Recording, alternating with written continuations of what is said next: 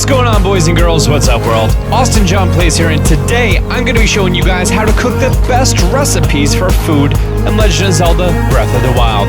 I'm not going to be talking about the bad foods or going over roasting food that's just throwing it on a fire without actually cooking it, or elixirs in this video, because let's face it, you want to save all those monster parts to get the dark armor. Am I right? Ha!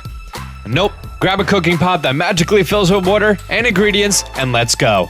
I'm going to be going over the best recipes for max temporary hearts, max temporary stamina, max attack, defense, stamina recovery, stealthiness, and speed boost, because you have clothing for the hot and cold ones.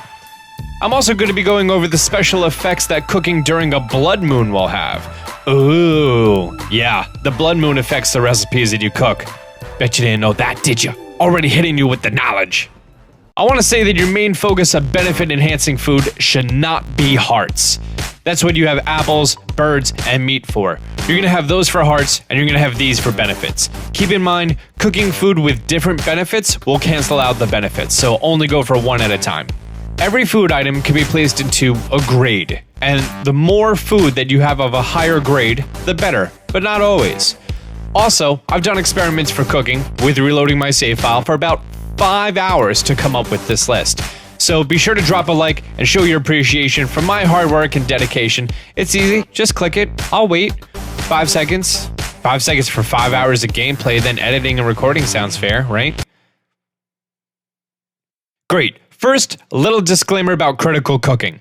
There's a slight chance that when you cook something, it'll be a critical cook and it'll have a boosted effect. When the cook animation is done, the sound is going to be slightly different at the end. It's going to have a little bit of a gong sound to it. It's really hard to miss unless you're listening on big speakers, so here's what it sounds like. Turn your volume up.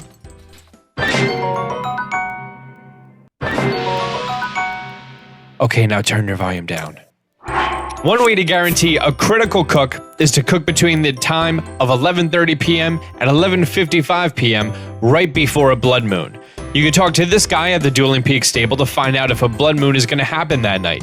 If you want to plan your cooking around a blood moon, which is recommended, then a full cycle is 8 in-game days, and a blood moon is randomly selected from those full moons.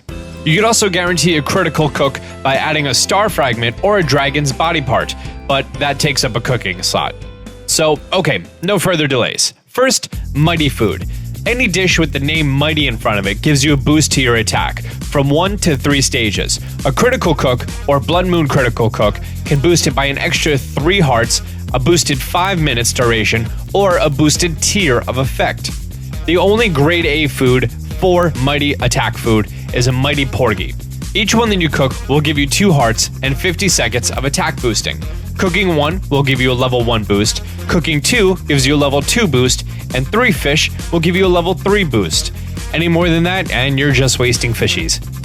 A close runner-up is the Mighty Carp and the Razor Claw Crab, then the Mighty Bananas and Razor Shroom. For the carp and the crab, they each restore 2 hearts when cooked and 50 seconds of effect. Cooking 1 will get you a level 1 boost, 2 are needed for a level 2 boost, but 4 are needed for a level 3 boost. Do keep in mind that you can mix and match any food with the same boosting benefits. Slightly behind the carp and the crab is the nana and the shroom. Both give you 1 heart each and 50 seconds of duration.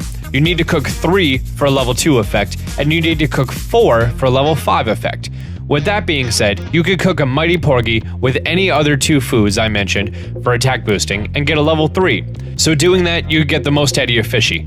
Or you do 2 mighty porgies and 3 mighty thistles for max time and power without wasting any second tier items. Next is tough food, and this is for a defense boost. It's going to be quite similar to the mighty category.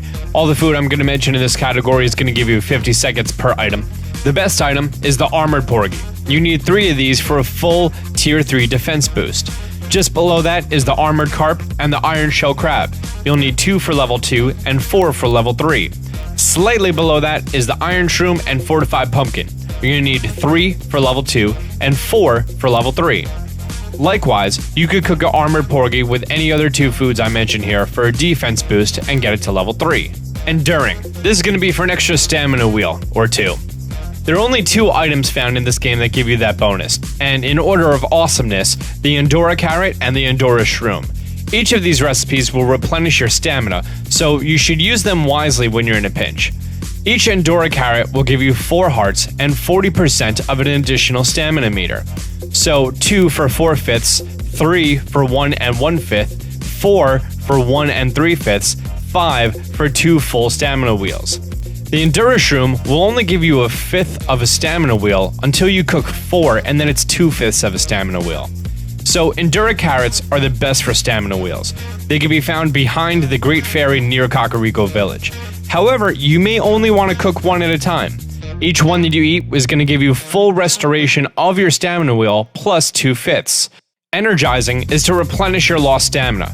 Keep in mind that you cannot over-replenish your stamina, so you may not want max stamina regeneration.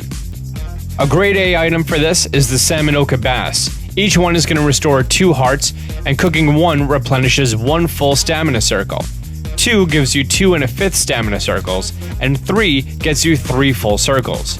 Below that is the Bright Eye Crab and Courser Bee Honey. Each one gives you 2/5 of a circle and 3/5 for every one after the first. So 2 for 1 circle, 3 for 1 3/5, 4 for 2 2/5, and 5 for 2 4/5.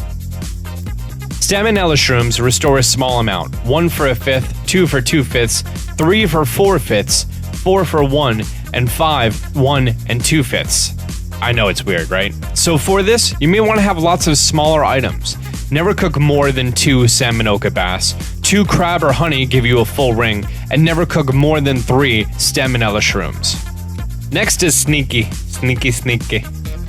The best item, bar none, is the Silent Princess. Each one that you cook is going to give you 2 hearts and 2 minutes of an effect. 2 are needed for level 2 and 3 are needed for level 3. This rare flower is found near the Great Fairy Fountains, the Master Sword, and other spiritually majestic areas. Below that is the Silent Shroom and Stealth Fin Trout. Every shroom is 1 heart, every fishy is 2 hearts. You need to get 3 for level 2 effect, and you need 5 for level 3 effect. So to optimize this, you would do 3 Silent Shrooms or Trout with a Silent Princess. Up next is Hasty. For this, it's all about the Fleet Lotus Seed. You need 3 for level 2 and 4 for level 3. The Rush Room is the only other item that provides a speed boost, but you need 5 of them to even hit level 2. So 3 shrooms and 2 seeds is going to give you a level 3 with max duration, so use your seeds sparingly. And last but certainly not least, the recipe for extra temporary hearts. This one doesn't have a clear answer, because you can only have a max of 30 hearts in the game between your full hearts and temporary hearts. So at early levels, yeah, you'll be trying to max them out as much as possible, but later in the game, you'll need to cook your temporary hearts more strategically to utilize the ingredients the most. The grade A item here is the Big Hearty Radish, gives you 5 hearts. Grade B is the Big Hearty Truffle, the Hearty Durian, and the Hearty Salmon. Those are 4 hearts each. Grade C is a Hearty Radish for 3 hearts. Grade D is a Hearty Bass for 2 hearts. And Grade E is the Hearty Truffle for 1 heart. So the most hearts you could possibly have with 5 Hearty Radishes is 25 temporary hearts. But if you have any more than 5 in-game, you're just going to be wasting your radishes.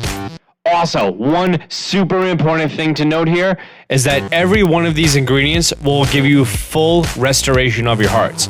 So if you have a total of 25 full hearts and you're down to your last heart, a single cooked truffle will restore all of your health and give you a temporary heart. So for later in the game, that might definitely be a good strategy. So now to recap everything. You want attack? 3 Mighty Porgies. And then for the other 2 slots, throw in some Mighty Thistles for max duration. Defense? 3 Armored Porgy and throw in 2 Armoranth for duration. 2 of each of those fish can be found in the very bottom right of the map in the small pond island to the right of Eventide Island. You want extra stamina? Cook as many Endura Carrots and Shrooms as you get your hands on, but separately. Gotta go fast? 3 Rush Shrooms and 2 Lotus Seeds. Want to be as quiet as Big Boss? That's a Metal Gear Solid reference. 3 Silent Shrooms or Stealth Fin Trout with a single Silent Princess. You want to fill your stamina or want extra hearts? Screenshot this clip right here. Boop.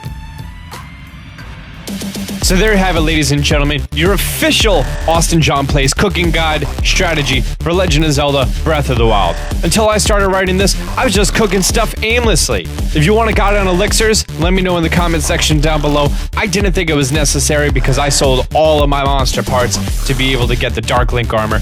Let's see if we get this video to 5,000 likes. If you're new to the channel, be sure to subscribe and turn on notifications. Till next time, Austin John out.